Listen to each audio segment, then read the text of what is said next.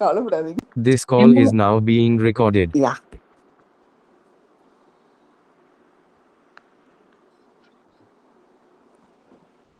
This call is now taking notes.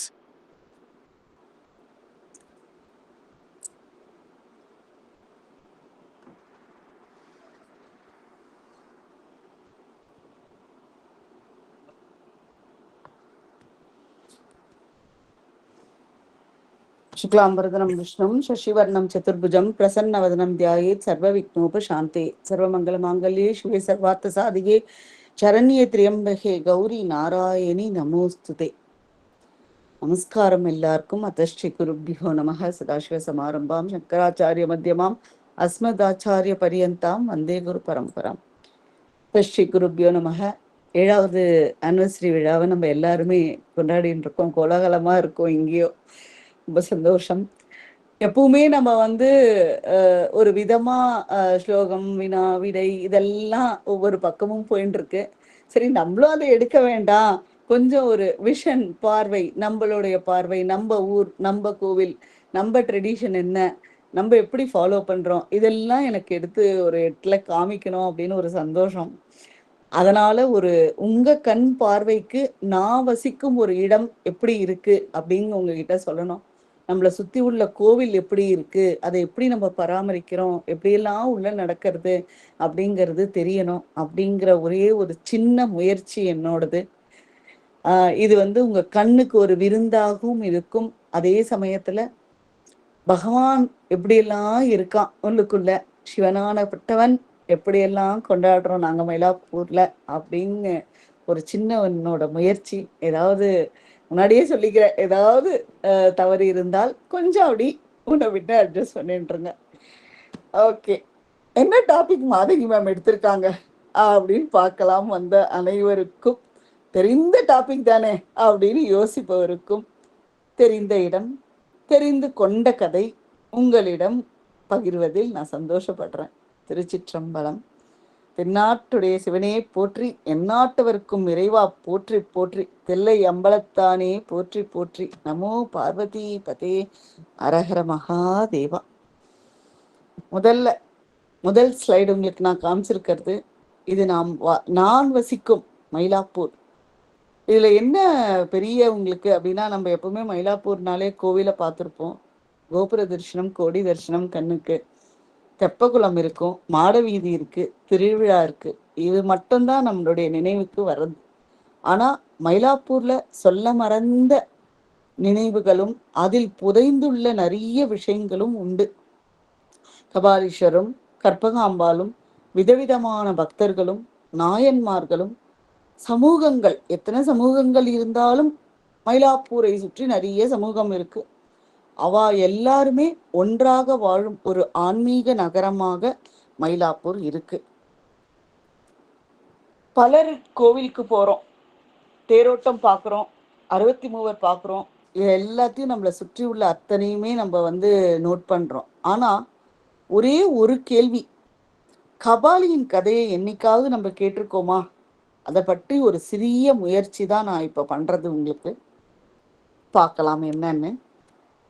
பலருக்கும் ஆச்சரியம் தரும் விஷயம் என்ன, இன்னைக்கு நான் பார்க்கும் கோவில் கடற்கரை திருத்தலத்தில் இருந்தது. முன்னாடி எல்லாம் கோவில் மரபு அப்படின்னு கூறுறது நம்மளுக்கு, இந்த மாதிரிதான் இருந்தது அப்படின்னு.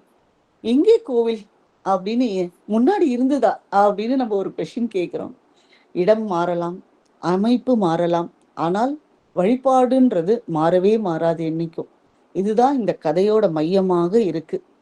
கல்லால கட்டியது, அது பாதிக்கப்பட்டிருது. ஆனா பக்தியால கட்டியது என்னைக்குமே மாறவே மாறாது, அதுக்கு அழிவும் கிடையாது. இது மயிலாப்பூரோட ஒரு வரைபடமா உங்களுக்கு நான் கொடுக்குறேன். என்னன்னா, இது பழமையான மயிலை, அதுக்கப்புறம் மயில் வடிவில் அம்பாலும் சிவனை வழிபட்ட ஒரு ஸ்தலம் அப்படிங்கிறது புராணம் கூறுறது. பூம்பாவை பற்றியும், சிங்காரவேலவர் பற்றியும், அங்குள்ள நாயனாரான வாயிலார் நாயனார் பற்றியும் ஒரு பக்தி கதையா நான் எடுத்துன்னு போயிருக்கேன். கோவிலும் அப்படிதான் இருக்கு. அதுக்கப்புறம் பாத்தீங்கன்னா, போர்ச்சுகீஸ் கால சோதனைகள் என்னென்னலாம் பண்ணாங்க, எப்படி மீண்டும் கட்டுமனம் ஆச்சு, தெப்பக்குளம் என்ன, திருவிழா என்ன, இன்னைக்கு இருக்க மாடர்ன் மயிலாப்பூர் என்ன, இதை பற்றி தான் ஒரு சிறிய குறிப்பு உங்க எல்லாருக்கும். இதுல நிறைய தெரிஞ்சிருக்கலாம், தெரியாதது இருந்தா அதை நீங்க எடுத்துக்கோங்க. இது வந்து சென்னைக்கு முன் ஒரு மயிலை, இந்த வரைபடத்தை நம்ம பார்க்குறோம். இது வந்து சென்னை எல்லோரையும் அழைக்கும் ஒரு நகரம் இல்லையா? ஸோ இந்த நகரம் எப்படி இருக்கு அப்படின்னா, கடற்கரை, அதுல ஒரு வணிகம், கடல் வழி தொடர்பு, தமிழ் பண்பாடு, சமய மரபு, இப்படியெல்லாம் அடுக்கடுக்கா நம்ம அடுக்கின்றே போகலாம். அதே கோவில் ஒரு கிரேக்க புவியியல் அறிஞர் தாலமி அப்படின்றவர் இந்த சென்னைக்கு முன் தொடங்கிய நினைவாக இதை காமிக்கிறார். மெட்ராஸை சுற்றி பார்க்க போறேன், மெரினாவில் சுண்டல் வாங்கி தாரேன், லைட் ஹவுஸை சுத்தி பார்க்க போறேன், இப்படி எல்லாம் ஒரு பாட்டு நீங்க கேட்டிருப்பீங்க. ஆனா இந்த கோவிலை என்ன பண்ணா அதை நம்ம தெரிஞ்சுக்கணும் இல்லையா? ஸோ அதுக்காக தான் இந்த முயற்சி. ஸோ முன்னாடி எப்படி இருந்தது அப்படின்னா, இயற்கையான கடல் காற்று, புன்னை மரம், வணிக கப்பல், பூமாலை, அதை வாங்கி செல்லும் பக்தர்கள், தூரத்தில் இருக்கும் ஒரு கோவில் மணி, இவைதான் பழைய மயிலாப்பூராக இருந்தது. ஆனா இன்னைக்கு எப்படி மாறி இருக்கோம் நம்ம அப்படின்னா, பழைய நினைவுகளை கொண்டாடும் மயிலாப்பூர்ல கடலோர வணிகம், சைவ பக்தி, திருஞான சம்பந்தர் பாடல்கள், அவருடைய போர்ச்சுகீஸின் அதிர்வலைகள்லாம் இல்லாம மீண்டும் கட்டப்பட்ட கோவில். அதாவது பிரிட்டிஷர்ஸ் மெட்ராஸ் தாண்டி இன்றைய சென்னை மயிலாப்பூருக்கு ஒரு வட்டாரம் அல்ல, அது வாழும் ஒரு பாரம்பரிய இடமாக மாறி இருக்கு. எப்படி பார்க்கலாம். பொதுவா நம்ம சொல்லணும் அப்படின்னு சொன்னா, மயிலாப்பூர்ல நிறைய பெயர்கள் இருக்கு. மயிலாப்பூரை நினைச்சாலே முதல்ல கபாலி, கற்பகாம்பாள், ஞானசம்பந்தர், பூம்பாவை, நாயனார், அருணகிரிநாதர், திருவள்ளுவர் மரபு, பல எண்ணற்ற பெயர் கொண்டது. ஆனா தமிழும் சைவமும் பக்தியும் சமூக வாழ்வும் சேர்ந்ததுதான் மயிலாப்பூரோட ஒரு நிலப்பரப்பு. என்ன தலபுராணம் கூறுறது அப்படின்னா, மயில் பிளஸ் பூர் அப்படின்னு இதுல இருக்கு. மயிலாப்பூர் அப்படின்னு இது ஒரு சாதாரணமா நினைப்பவர்களுக்கு அவ்வளவுதானே அப்படின்னு தோணும். ஆனா வரலாறு சொல்லப்பட்டது அப்படி இல்லை. அம்மன் மயில் வடிவில் சிவனை வழிபட்ட தலமாக கூறி, ஒரு பறவை பெயரில் பராசக்தியின் தவம், அவளுடைய பக்தி, சிவனிடம் திரும்ப செல்லும் ஆன்மாவின் ஒரு பயணமாக கூறப்படுகிறது. என்ன இருக்கு அப்படின்னு பார்த்தோம். எப்படியெல்லாம் மாறி இருக்கா அம்பாள் அப்படின்னா, என்ன கதை இது? ஒரு முறை சிவபெருமான் பார்வதிக்கு உபதேசம் செஞ்சுட்டு இருப்பார். அப்போது அம்பாளின் கவனம் மயில் மேல் போயிடுத்து. அதனால நீ தவம் செஞ்சு பூமியில போய் தவம் செய்து என்னை திருப்பி அடன்னு சொல்லிடுவார். இதை யோசிக்கும் போது மயிலை நம்ம ஒரு அலங்காரமா பார்க்க கூடாது, அது அம்மனின் ஒரு பக்தி வடிவமா பார்க்கணும். இங்க நான் படத்துல உங்களுக்கு காமிச்சிருக்கிறது ஒரு மரம் அப்படின்னு நம்ம நினைக்கிறோம். இது மரம் அல்ல. இந்த கோவிலுக்கும் இந்த மரத்துக்கும் என்ன சம்பந்தம் உண்டு அப்படின்னு ஒரு யோசிப்போம் இல்லையா? ஆனா அது ஒரு மௌனமான ஒரு சாட்சி. அம்பாள் மரத்தடியில் தவம் செய்வதாக நம்பப்படுகிறது. இது ஒரு தாவரையியல் குறியீடு அப்படின்னு நினைச்சாலுமே இதுக்குள்ள ஒரு உயிருள்ள சின்னம் இருக்கு. எல்லா கோவில்களையும் நீங்க பார்த்திருப்பீங்க, தலவிருட்சம் கண்டிப்பா இருக்கு இல்லையா? இந்த புன்னை மரத்துக்கு என்ன இருக்கு அப்படின்னு நம்ம கேட்கிறோம். ஆனா அது கூட ஒரு மருத்துவ குணங்கள் இருக்கு பாருங்க. மரம் பாத்தீங்கன்னா அதோட பூ, விதை, பட்டை, இலை, இவ எண்ணெய் இதெல்லாம் பண்ணும் போது தோல் வியாதி எல்லாம் குணமாறுதான். அப்படின்னா மரமே அப்படி நம்ம யோசிப்போம் இல்லையா? மரமே அப்படிடா அப்படின்னு. அந்த மாதிரிதான் இந்த புன்னை மரம். அடுத்தது வேற யாரா இருக்க முடியும்? சாக்ஷாத் கற்பகாம்பாள். அம்மா அப்படின்னாலே குழந்தைக்கு முதல் இடம். கற்பகம்னா வேண்டி வேண்டி தருபவர். வீட்டு கவலை, மனக்கவலை எல்லாவற்றையும் போக்குபவர். கபாலீஸ்வரர் விடுதலையின் ஆழத்தை நினைவூட்டுகிறார். ஆனால் அம்பாலோ அன்றாட தேவைக்கு அருளாக நிற்கிறார். கற்பகவல்லினில் பொற்பதங்கள் பிடித்து நற்கதி அருள்வாயமான அந்த காலத்திலேயே நம்மளுக்கு ஒரு பாட்டு இருக்கு இல்லையா? மயிலாப்பூரை கொண்டாடின ஒரு பாட்டு அது. அப்படிப்பட்ட கற்பகாம்பாள் இவர் யார் இல்லையா? நம்மளுக்கு ஒரு கொஸ்டின். கபாலி அப்படின்னு நாங்க செல்லமா கூப்பிடுற ஒருத்தர். கபாலம் அப்படின்னு சொல்லோடு நிற்கும் சிவன். ஏன் அப்படின்னா, ஒரு முறை பிரம்மனோட கர்வத்தை அளக்க அவர் தலையை கொய்தார். அதனால்தான் கபாலி அப்படின்னு அவருக்கு ஒரு பேர். என்ன பண்றார்? வாழ்வில் நடுவில் நின்று காக்கிறார். கோவில், கோபுரம், நந்தி, தீபாராதனை அனைத்துக்கும் சுவாசமாக கபாலிதான் நிற்கிறார். ஒரு விஷயம் நம்ம படிக்கும் போது பாத்தீங்கன்னா, கபாலீஸ்வரர் அஷ்டகம்னு ஒண்ணு இருக்கு. அதுல என்ன சொல்வா அப்படின்னு சொன்னா, லயம் கச்சந்தி பூதானி சம்சாரி நிகிலானிச்ச நிற்கச்சந்தி யதச்சாவி லிங்கோ ஸ்துதேன ஹேதுனா. அரூபமா அவரே தான் அந்த இடத்துல நின்றுட்டு இருக்கார் அப்படின்னு சொல்றார். இன்னொரு ஸ்லோகம் பார்த்தேன்னா, பிரம்மா விஷ்ணுஷ்ச ருத்ரஷ்ச திரிகண்டமிதி கத்தியதே ஊர்துவம் து சிவபாக சியாத் விஷ்ணுவாகஸ்து மத்தியமக பிரம்மபாகஸ்துவத புரோக்தக சாஸ்திர ஞான லிங்கர் கும்பயோகோ அப்படின்னு சொல்லிட்டார். அதாவது ஸ்கொயர் பேஸ்ல மேல ஒரு அப்பர் பார்ட்ல பிரம்மா இருக்கார், நடுவுல பார்த்தேன்னா விஷ்ணு, அதுக்கப்புறம் சிவன் அவர் அழித்தல் ஸ்வரூபமா இருக்கார் அப்படிங்கிறது. இதெல்லாம் நம்மளுக்கு அவரை பத்தி தெரிஞ்ச ஒரு விஷயம். சரி, இதை மட்டுமா இருக்கு அங்க அப்படின்னா இல்ல, குடும்பமே கொண்டாடுற அளவுக்கு நாள் வரையும் பார்க்கும் ஒரு ஸ்தலமாக மயிலாப்பூர் இருக்கு. அம்மா சிவனை வழிபட்டா, பையன் அம்மாவை வழிபட்டான், நர்த்தன கணபதியும் இருக்கார், அம்மானுக்கு செல்ல பிள்ளையாக இருக்கார். இது மயிலாப்பூரோட தெய்வ குடும்பம். முக்கியமான ஒரு தனி சன்னதியோட திகழ்பவர் யார் அப்படின்னா மயிலை சிங்காரவேலன். அவனுக்கென்று ஒரு தனி சன்னதி இருக்கு. தனித்து நின்று ஆள்பவன் அவன். வள்ளி தெய்வானை இவரோடு அருள் பாலிக்கிறார். அவருக்கு என்ன அப்படி விசேஷம், அப்படி என்ன தெய்வ பாதையை காட்டினார் அப்படின்னு பழங்காலத்துல ஒரு கதையும் உண்டு. வாய் பேசாத ஒரு பக்தன் அங்க தனக்கு பேச்சு வரம்பாரி பாடியதாகவும், அந்த முருகனை மௌனமாக அவன் வாய் பேச முடியாம பாடி பாடி முருகன் அருள் பெற்று பேச பெற்றான்னு ஒரு புராண ஒரு ஸ்டோரியும் இருக்கு. அது காலப்போக்கில் எப்படி இருக்கு, அது கல்வெட்டா இருக்கான்றதெல்லாம் நம்மளுக்கு தெரியாது. ஆனா மயிலையின் ஒரு விசேஷமாக அதையும் சொல்வார். சரி, இப்படிப்பட்ட சிங்காரவேலனுக்கு என்ன அப்படின்னா, இவன் போருக்கு போறதுக்கு முன்னாடி ஒரு பக்தனா இருந்தான். வீரன், சூரன், வேல் ஏந்தியவன், தேவசேனாபதி, இப்படியெல்லாம் கொண்டாடும் முருகன் முன்னாடி எப்படிப்பட்டவன்? பக்தனா இருக்கான். தந்தையான சிவனை வணங்கி தாயான சக்தியின் அருள் பெற்று வீரனாக நின்றான். மென்மையானவன், தெய்வ முகம் கொண்டவன், ஆறுமுகம் கொண்டவன். இப்படியெல்லாம் மயிலாப்பூர்ல அவனுக்கு ஒரு விசேஷம் இருக்கு. அப்படி என்ன பண்ணா? சக்திவேல் வீரவேல் என்ற வேல் பெற்ற ஸ்தலமாக மயிலாப்பூர் இருக்கு. தாயின் அருள், தந்தையின் அனுமதி, மகனின் தர்ம பணி, இது மூன்றுமே சேர்ந்த ஞான சக்தியாக முருகன் இங்க காட்சி அளிக்கிறான். அவன் சன்னதியில் நின்றாலே போதும், அவனே பொறுப்பேற்பான் அப்படின்னு நீங்க விட்டுவிடணும். இதுதான் அவனுடைய தனி சிறப்பு அந்த இடத்துல. சரி, இந்த வேல் என்ன, அதனுடைய உட்பொருள் என்ன, ஏன் வேல் வாங்கினா அப்படின்றது. வேல் சூரபத்மனை கொல்லும் ஆயுதம் மட்டும் அல்ல, நம்மில் உள்ள பயம், அகந்தை, குழப்பம், அறியாமை இவற்றை எல்லாம் நீக்கும் ஞானவேல்.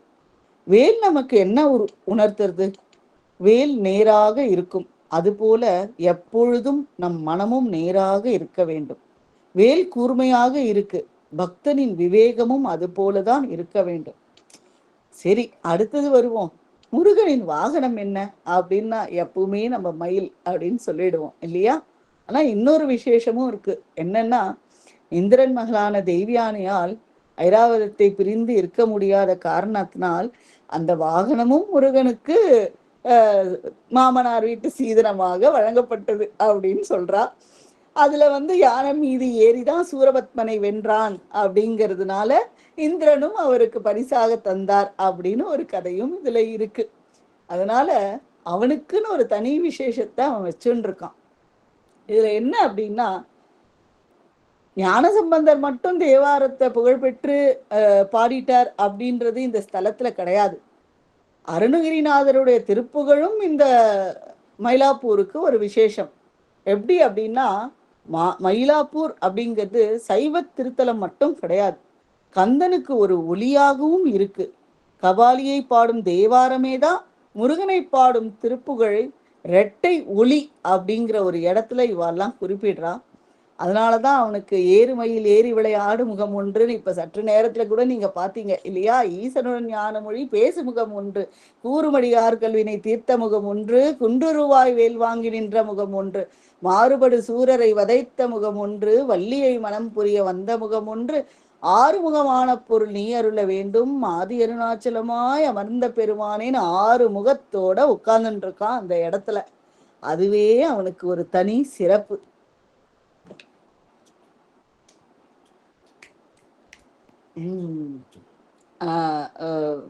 கோடிலதா மேம். திருப்புகழ். வெற்றிவேல் முருகனுக்கு அருகரோகரா. ஆரமில்லா அதிபாதக வஞ்ச தொழிலாலே அடியனேன் மேலிவாகி மனம் சற்றிலையாதே தீரல் குலாமிய சேவடி பந்தித்து அருள் கூட தீரல் குலாவிய சேவடி வந்தித்து அருள் தினமே மிக வாழ்வுறும் இன்பை தருவாயே விரல் நிசாசர சேனைகள் அஞ்ச பொறும் வேளா விமல மாதபிராமி தரும் செய் புதல்வோனே மரவர் வானுதல் வேடை கொலோ பூய வீர மரவர் வானுதல் வேடை கொலோ புயல் வீரா மாயிலை மாநகர் மேவிய கந்த பெருமாளே தீரல் குலாவிய சேவடி வந்தித்து அருள் கூட தினமுமே மிக வாழ்வுறும் இன்பை தருவாயே மயிலை மாநக மேவிய கந்த பெருமாளே. ரொம்ப தேங்க்ஸ் மேம்.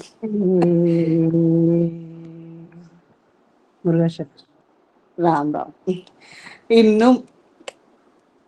இன்னும் நடக்கும் வேல் திருவிழா கந்தசஷ்டி விழாவின் போது குண்டிருக்கும் இடமெல்லாம் குமரன் இருப்பான் அப்படின்ற சொல் மரபில் உள்ளது. மயிலாப்பூரும் அதன் பெருமையும் உணர்த்துகிறது.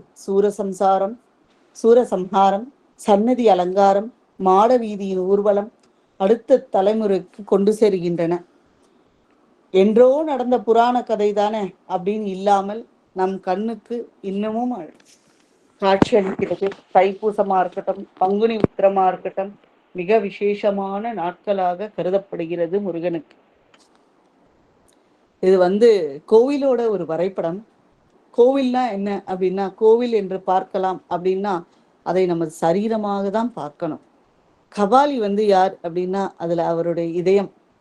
தெப்பகுலம் என்ன அப்படின்னா அது நினைவு. மாட வீதிகள் என்ன அப்படின்னா அது நரம்பு, வீடுகள், கடைகள், பூக்கடை, இசை, உணவு, பஜனை, திருவிழா இப்படின்னு ஒன்னொன்னா சேர்த்துக்கிட்டே போய் உயிரோட வைக்கின்றன கோவிலே.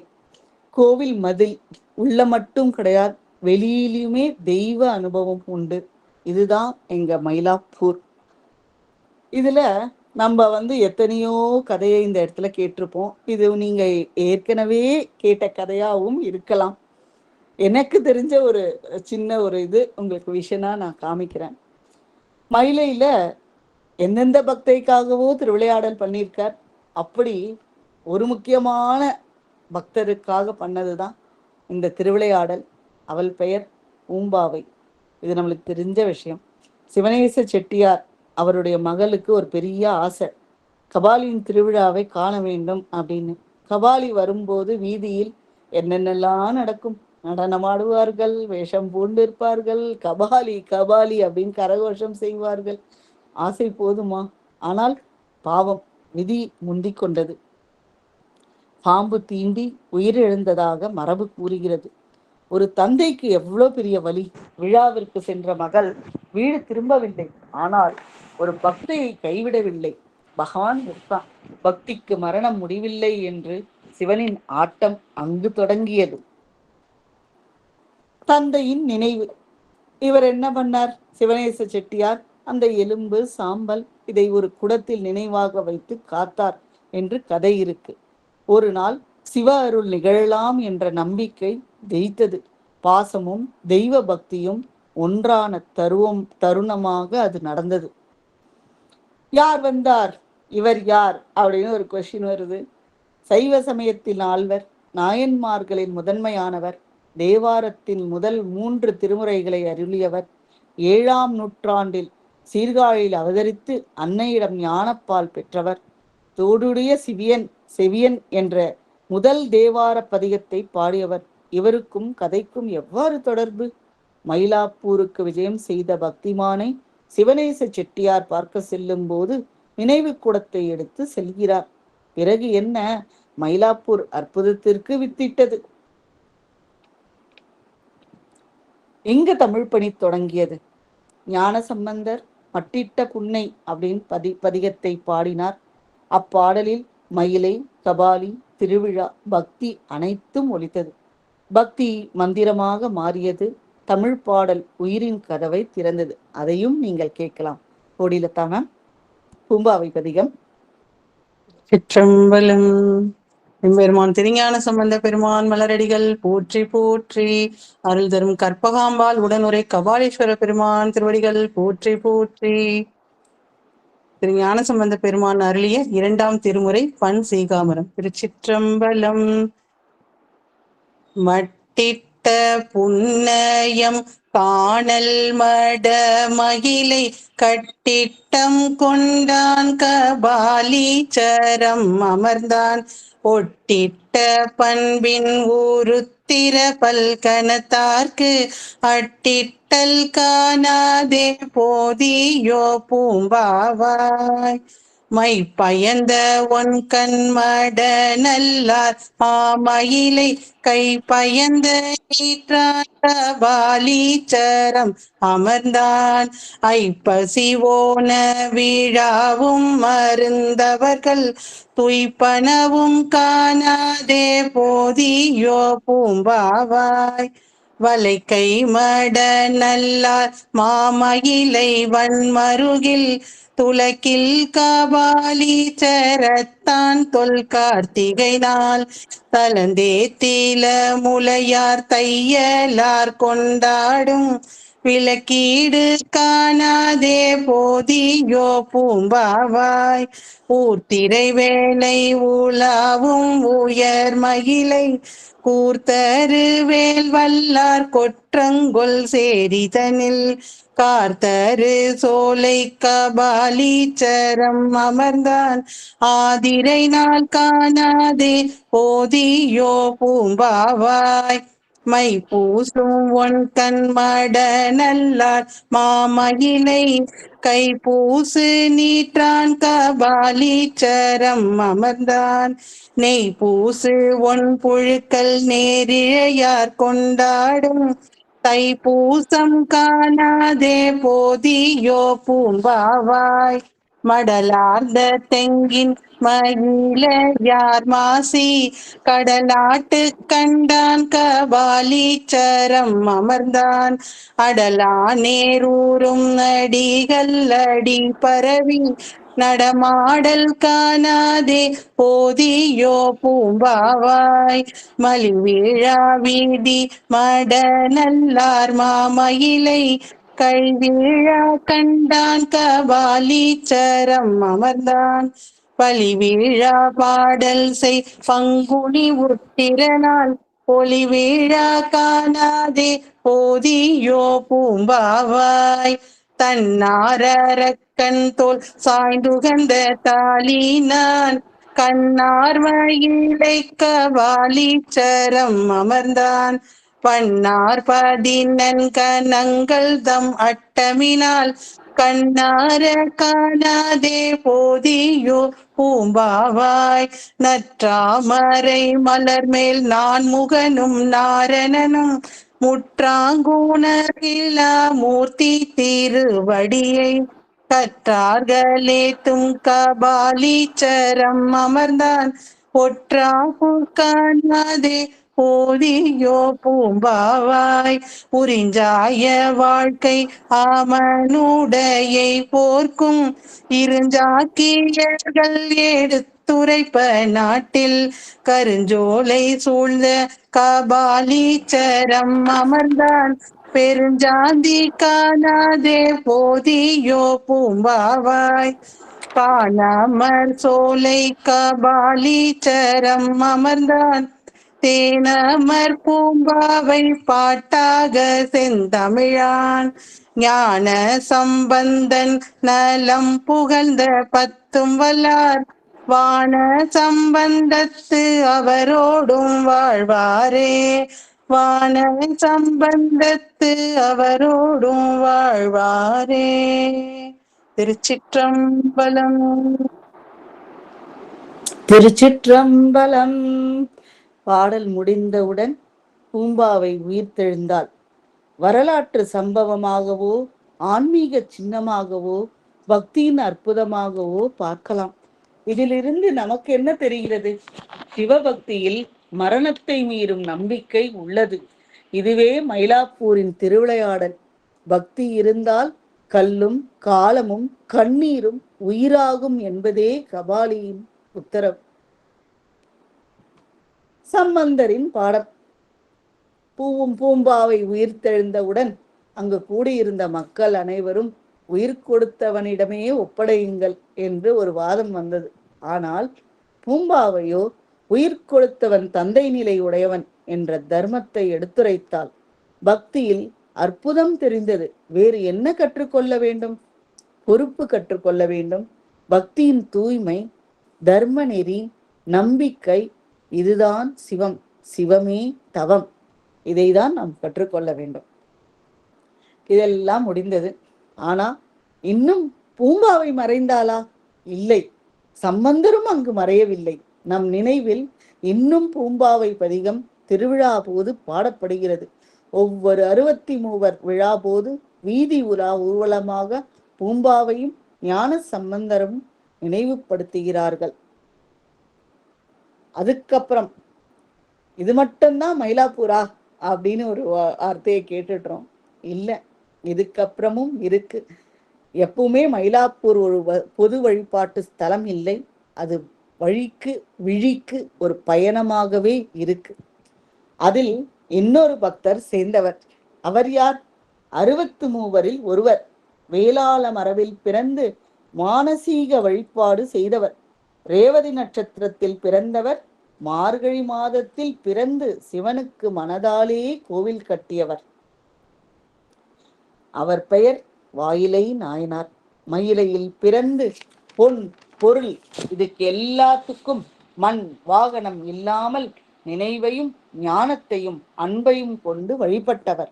பெரிய புராணத்தில் சேக்கிழார் அவரை எப்படி குறிப்பிடுகிறார்? மன்னுசீர் மயிலை திருமாநகர் தொன்மை நீடிய சூத்திர தொல்குல நன்மை சான்ற நலம் பெறத் தோன்றினார் தன்மை வாயிலார் என்றும் தபோதனார் அப்படின்னு அவரை குறிப்பிடுறார்.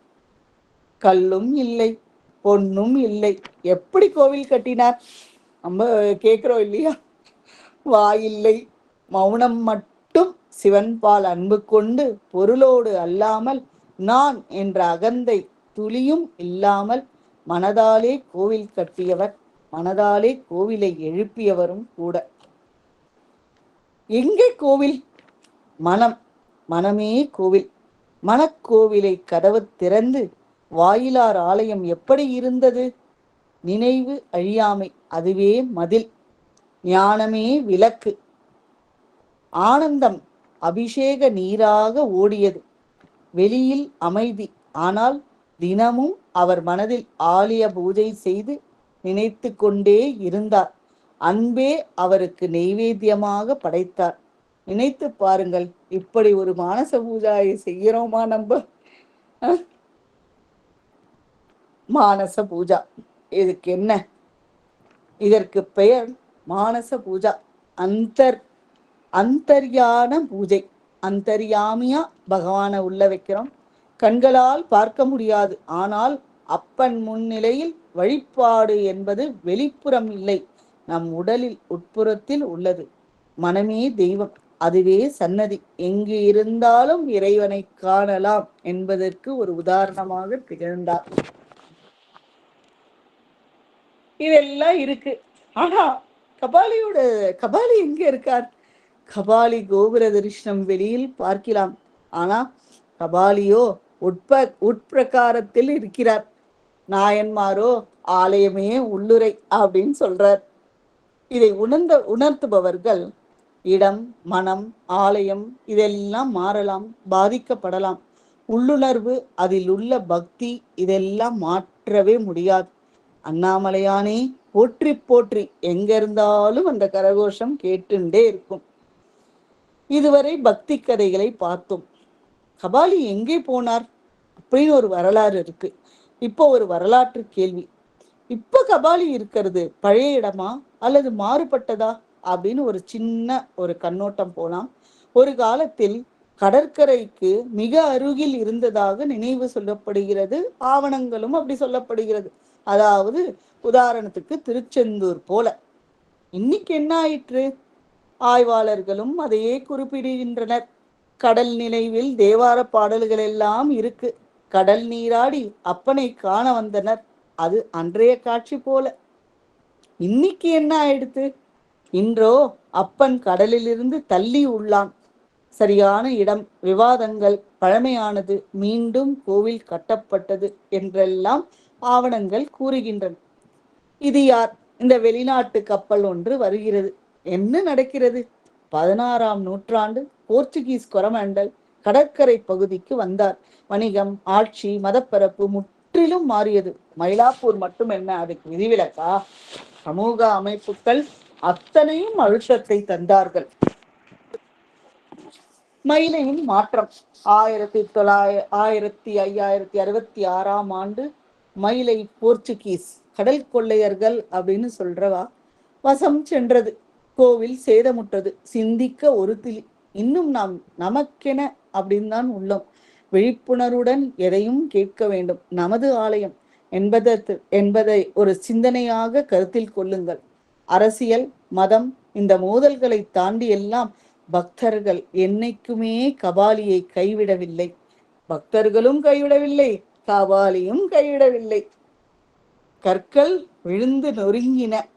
கோவில் கட்டிடம், கோபுரம், சன்னதி எல்லாம் மறைந்தது, சேதமடைந்தது. ஆனால் கபாலி பக்தரின் நாவை யாராலும் நிறுத்த முடியாது. அமைப்பு பாதிக்கப்பட்டது. மயிலாப்பூருக்கு ஒரு பெரிய இடியாக திகழ்ந்தது. ஆனால் வழிபாடு, நாமம் இதெல்லாம் பாதிக்கப்படவில்லை. மீண்டும் எழுந்தார் எங்கள் கபாலி. இன்று கடற்கரையில் நாம் காண்கிறோம். தமிழனின் பண்பாடு கொடுக்க கொடுக்க குறையாதது என்று வாழ்ந்தவர்கள் நம் முன்னோர்கள். பேராலயம் உருவானது. பல மதம், பல ஆட்சி, பல நினைவு, பல அடுக்கல். ஆனால் ஃபைனலி கபாலி இஸ் பேக் அப்படின்னு இன்னைக்கு நம்ம நிக்கிறோம். யாரால் மறக்க முடியும் கபாலியை? நினைவிலேயே உள்ளவன் என் அப்பன். அம்மாவோ வீட்டின் வழிபாட்டில் எல்லாம் இருக்கிறாள். திருவிழாவோ அவர்கள் கனவில். கூட்டு சமுதாயத்தின் ஒரு முயற்சியால், அண்ணாமலையரின் ஆசியால், கபாலியின் ஆட்சியால் மீண்டும் வந்தார் எங்க உலக சபாநாயகன் கபாலீஸ்வரன். எப்படிப்பட்டவர்? இடம் மாற்ற கதைக்கு எல்லாம் இதை தாண்டி மீண்டும் மீண்டும் எங்கள் இதயத்தில் அமர்ந்தார் எங்கள் கபாலி. அவர் இருப்பிடம் சாந்தோம் கடற்கரை இந்த பக்கம், பழைய நினைவிடம் இந்த பக்கம், மயிலாப்பூர் புதிய பகுதி இன்னொரு ஒரு பிறப்பிடம் இந்த பக்கம்.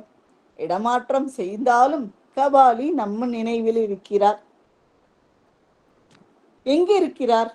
மூலவர் சிவன் கிழக்கு நோக்கி இருப்பார். ஆனால் கபாலியோ மேற்கு நோக்கி அருள் பாலிக்கிறார். ஆகமங்கள், இலக்கங்களும் அப்படித்தான் கூறுகின்றன. ஒரு மௌன வரலாறு மாற்றத்துக்கு காரணமானது என்ற உண்மையை மறக்க முடியவில்லை. சமூகத்தால் கோவில் விஜயநகர சாம்ராஜ்யத்தில் நாயக்கர் காலத்தில் கட்டப்பட்டது. அரசன் கட்டிவிட்டான். ஆனால் உயிரோடு ஆலயத்தை வைத்திருப்பவர் யார்? நாம் தானே. மக்களான நம்மளுக்கு தானே அந்த கடமை. வேறு யாருக்கெல்லாம் காரணமாக இருக்கிறார்கள்? உள்ளூர் தர்மகர்த்தாக்கள், வணிகர்கள், அர்ச்சகர்கள், கலைஞர்கள், அரசின் ஆதரவு பெற்ற முக்கியமான திருவாசிகள், ஏரியா மக்களான நாம் தான். நிறைய தர்மகர்த்தாக்கள் அதற்காக வேலைப்பட்டிருந்தார். அதில் நாட்டு முத்தப்ப முதலியார், குமாரப்ப முதலியார், காசி முதலியார், பம்மல் சுப்புராய முதலியார் இவற்றோருடைய பங்கு மிக மிக குறைவு அப்படின்னு சொல்லவே முடியாது. யாரும் புகழுக்காக செய்யவில்லை. சமூக பொறுப்பு ஒன்றே காரணமாக எடுத்திருந்தார். அதை தாண்டி என்ன செய்தார்கள்? இவற்றிற்கெல்லாம் என்ன நிதி வழங்கினார்கள்? எதையெல்லாம் புதுப்பித்தார்கள்? சன்னதிகள், மதில்கள், கோவில் நிலங்கள், வாகனங்கள், திருவிழா ஏற்பாடுகள், நகைகள், பாத்திரங்கள் போன்றவற்றிற்கு எல்லாம் ஆதரவு தந்தார்கள். ஒத்துழைப்பும் வலிமையே காரணமாக அமைந்தன. அதில் ரொம்ப குறிப்பிடக்கூடியவர் குமாரப்ப முதலியார். என்ன செஞ்சார் அப்படின்ற கேள்வியே நம்ம கேட்கக்கூடாது.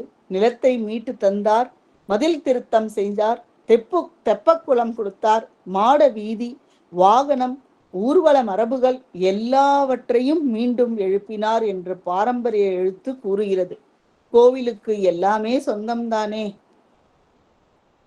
பல தர்மகர்த்தாக்கள் கோவிலை உயிரோடு வைத்தனர்.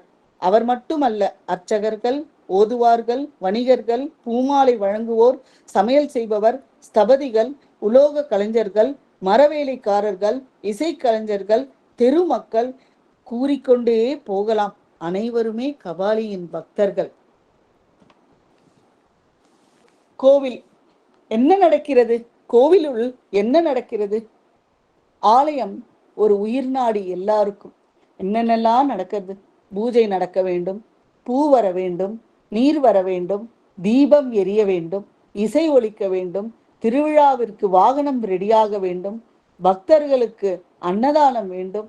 இவையே கபாலியின் முதுகெலும்பு.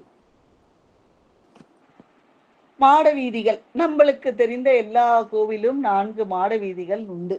தெய்வம் சுற்றி வர வீதிகள், தேர் செல்ல வீதிகள், பக்தர்கள் திரள வீதிகள், வீதி ஊர்வலம் நடக்க வீதிகள், வாகனம் செல்லவும் வீதிகள் தேவை.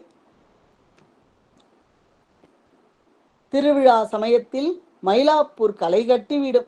வீடு வாசலில் தோரணம் என்ன, கோலம் என்ன, தெருவெல்லாம் பாட்டு என்ன, நடனம் என்ன, கோலாகலமாக இருக்கும். மாட வீதிகள் எல்லாம் பிரகாசமோ பிரகாசம். பந்தல் போட்டு கொண்டாடி விடுவார்கள். நகரமே ஆலயமாக மாறிவிடும். கண்ணாடி. மயிலாப்பூரின் கண்ணாடி அப்படின்னா குளம். கண்ணாடி பிம்பம் போன்றது.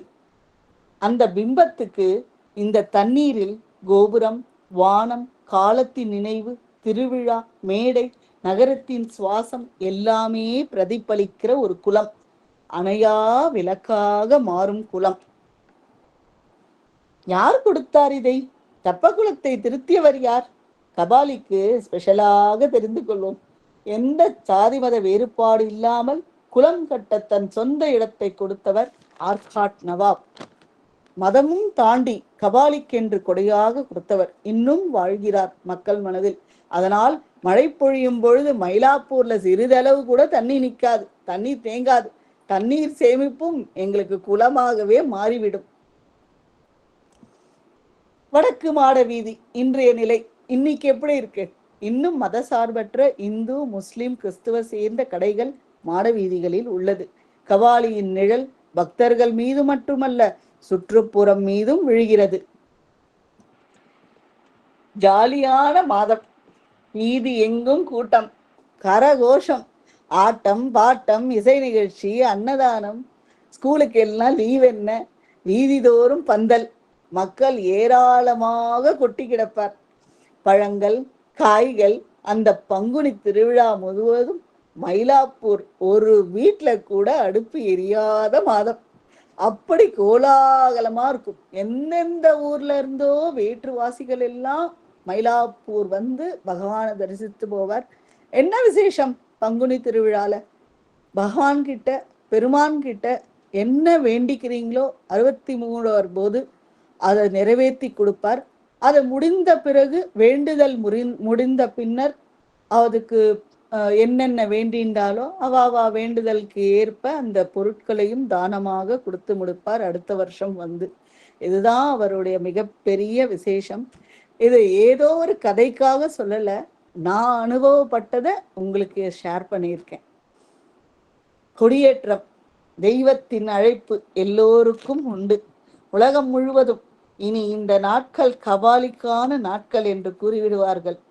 கொடி ஏறி அன்றையிலிருந்து சுவாமி வீதி உலா வருவர், இருவேளையிலும் வருவர்.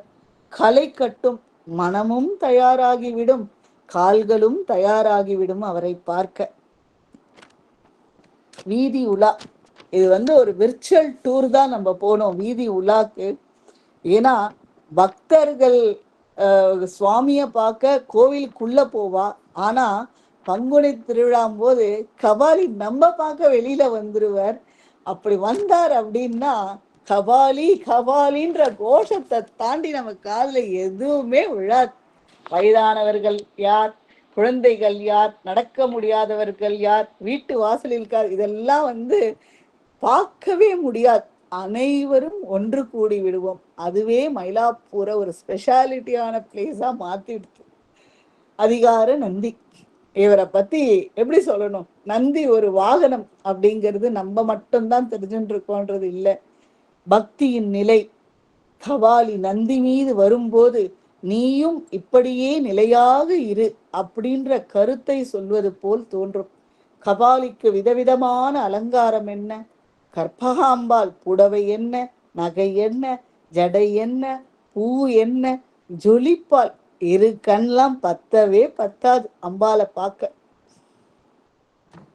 வெள்ளி ரிஷபம், அங்கத்தின் ஒரு ஒலி, பின்னால் ஒரு நாதஸ்வரம், மன அனுபவம். ரிஷப வாகனம் பார்க்க மயிலாப்பூர்ல அப்படி ஒரு ஜனங்கள் கூடியிருப்பா. காதுல கேட் உங்களுக்கு நான் சொல்றதுதான். கபாலி கபாலி கபாலின்ற நாமத்தை தாண்டி வேற எதுவுமே விழாது. ரிஷபம் தர்மத்தின் சின்னம். சிவன் தர்மத்தின் மேல் அமர்ந்து பக்தனுக்கு அருள் பாலிக்கிறான் அப்படிங்கிறது தான் அதில் உள்ள தத்துவம். அப்புறம் முக்கியமான ஒரு விழா அப்படின்னா இதுல கண்டினியூஸா அப்படியே நம்ம பார்க்கிறோம். இதுல தேர் திருவிழா. மக்கள் மனம் ஒன்று கூடி பெரிய மரச்சக்கரம், அலங்காரத்துடன் அசையும் கயிறு, ஆயிரக்கணக்கான கைகள். அட அட உள்ள கபாலி கால் மேல கால் போட்டு அமர்ந்த காட்சி நான் கபாலிடா அப்படின்ற அளவுக்கு இருக்கும். மெய் சிலிர்க்கும். வாழ்வில் எந்த சூழ்நிலை வந்தாலும்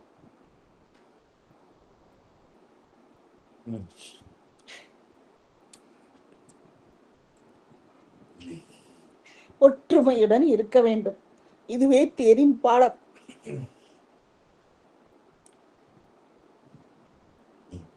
தனி ஒருவராக இழுத்தால் தேர் நகராது.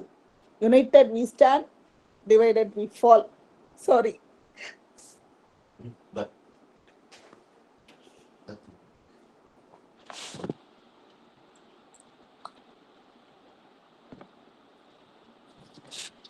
உயிருடன் இருக்கும் வரை ஊருடன் ஒத்து வாழுங்கள், குடும்பத்துடன் ஒத்து வாழுங்கள். ஃபைனலி நம்ம 63 வரோம். காலையிலே 63 நாயன்மார்களும் கோவிலை வரம் வருவார்கள். மதியம் 2 மணி முதல் 7 மணி வரையிலும் அனைத்து கோவில் தெய்வங்களும் அவரை சுற்றி வரும். முண்டகன்னி அம்மன் முதல் கொண்டு திரௌபதி அம்மன், கோலவிழி அம்மன், அனைத்து தெய்வங்களும் கபாலியை சுற்றி வரும். அன்னதான கூடம் என்ன, விதவிதமான சாப்பாடு என்ன, குளிர்பானம் என்ன, வேண்டுதலை நிறைவேற்றியவர்கள் அலர்மேல் அலர் விருப்பம் கொண்டு தரும் பொருட்கள் என்ன, நோட்புக், ரோஸ் மில்க், மோர், பிஸ்கெட், பழங்கள். வயிறு நிரம்பிவிடும், சொல்லவே வேண்டாம். அங்கங்கு சமைக்கிறதுக்கும் ஒரு கூடமாகவும் பயன்படுத்துவர். சிவனை அடைய ஒரு வழி மட்டுமல்ல, அன்பு இருந்தால் எல்லா வாழ்க்கைக்கும் வழிவகுப்பான். வெளியில இருந்து யாருமே உள்ள வர முடியாது. ஒரு 10 நாளைக்கு முன்னாடியே அவர்கள்லாம் உள்ள வந்துடணும். அப்பதான் இந்த திருவிழாவை நம்மளால கோலாகலமா பார்க்க முடியும். ஸ்லைட்டா எனக்கு கொஞ்சம் ஒரு இதாக டிஸ்டர்ப் ஆயிடுது, சாரி. இதுல வந்து நாயன்மார்கள் 63 நாயன்மார்களும் வெளியில வருவா. சிவபக்தியில் தலைத்தவர்கள் அவர்கள் எல்லாருமே. அடுத்தது நான் ஏற்கனவே கூறியது போல் பூம்பாவை திருவிழா இன்னும் புதிய தலைமுறைக்கு ஒரு எடுத்துக்காட்டாக அமைகிறது. அன்னதான வீதிகள் சொல்லவே வேணாம். விதவிதமான சாப்பாடு, கல்யாண சமையல், சாதம், காய்கறிகளும் பிரமாதம், அதுவே எனக்கு போதும் அப்படின்ற மாதிரி போதும் போதும் வந்தவர் எல்லோருக்கும் எல்லோருமே கபாலியின் விருந்தினராக எடுத்துக்கொள்வார்கள். காய்கறிகள்லாம் பார்த்தீங்கன்னா ரோட்ல அப்படியே தெரிச்சு கிடக்கும் கபாலிக்கு. என்ன அன்னைக்கு நீங்க வேணுமா, தர்பூசா, மாம்பழமா, காயா, அன்னைக்கு யாருமே வந்து காசு கொடுங்கள் அப்படின்னு கேட்கவே மாட்டா. அப்படிப்பட்ட ஒரு வீதியில நடக்கும். அது மட்டுமா எங்களுக்கு? ஒரு பக்கம் உணவு, ஒரு பக்கம் பக்தி. பக்தியே உணவாக மாறும் தருணமாக மாறிவிடும். இந்த பக்தி எப்படி இருக்கு அப்படின்னா, பெருமானுக்கு கொக்கரை அப்படின்னு மாட்டின் கொம்பு குழல், திருச்சின்னம் உலோகத்தால் செய்யும் குழல், பிரம்மதாளம் பித்தளை தாளம், தாரை தாளவாத்தியம், சங்கு, கொம்பு, இத்தனை வாத்தியங்கள் முழங்க கபாலி கபாலி என்ற கோஷத்துடன் கபாலி வீதி உலா வருவார். கபாலி நடக்கும்போது மயிலையே பாடும். அது மட்டுமா எங்க ஊர்ல? இல்ல, மார்கழி மயிலை அப்படின்னா காலையில் கோலம், பஜனை, கச்சேரி, நாம சங்கீத்திரம், பக்தி சொற்பொழிவு, போட்டிகள், கேன்டீன்களில் விதவிதமான சாப்பாடுகள் ஒன்றோடு ஒன்று போட்டி போட்டு நடக்கும். இதுல ஒரு சிறிய சர்ச்சையும் நம்மளுக்கு உண்டு. இன்றைய நமது சங்கதியினருடன் ஒரு விவகாரத்துக்கு வருவோம். மயில் கபாலியின் சின்னம் இல்லை. தலபுராணத்தில் உயிர் அதில் சிறிய மாற்றம் தெரிந்தது. பக்தர்கள் புலம்பினார்கள். என்ன ஆயிற்று? அம்பாள் சிவனை மலர் கொண்டு பூஜித்தாள் அன்று.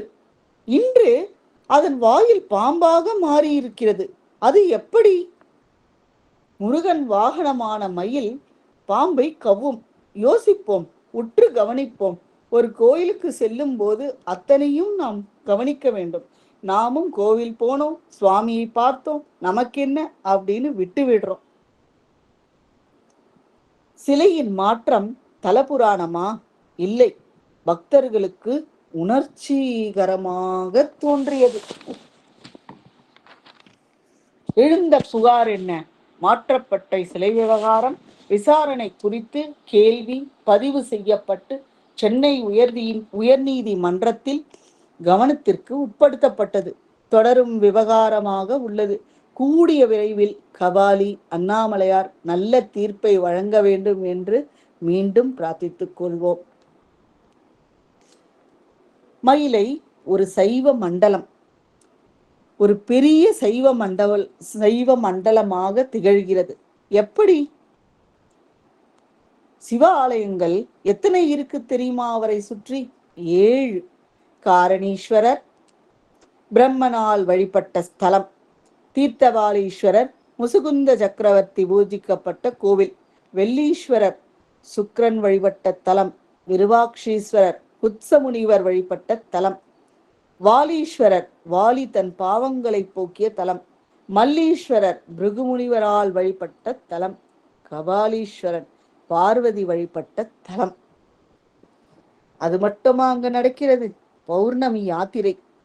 இதனுடைய நோக்கம் என்ன? நாள் பூரா பிரகாரத்தை சுத்தி வந்து வெளியில சுத்துறோம். நம்ம போகும்போது சுண்டல் பூரி இதெல்லாம் சாப்பிட்டு போறது பௌர்ணமி யாத்திரை அல்ல. வீண் விவாதங்கள் இல்லை. நோக்கம் என்ன?